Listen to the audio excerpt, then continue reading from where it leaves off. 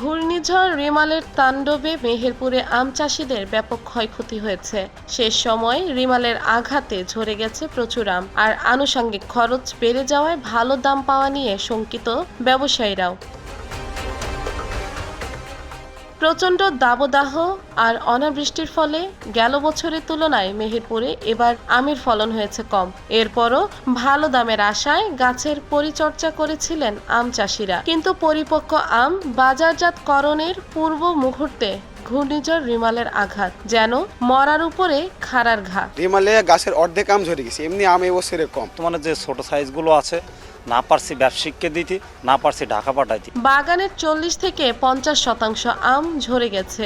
এই অবস্থায় আমের দাম ভালো না পেলে লোকসানে পড়তে হবে বলে জানান আম ব্যবসায়ীরা। যে গাছে আগে 10 মণ আম পেতাম, অনাবৃষ্টির কারণে আমরা 5 মণ পাচ্ছি। কিন্তু কৃষি বিভাগ বলছে রিমালে ঝরে যাওয়া আম ইতোমধ্যে পরিপক্ক হয়েছে, ফলে সেগুলো বাজারজাত করা সম্ভব। এই যে রিমেলের কারণে দু একটা বাগানে কিছু দু একটা আম ঝরে পড়ছে, সেটা তেমন কোনো ক্ষতিকর মাত্রার মধ্যে না।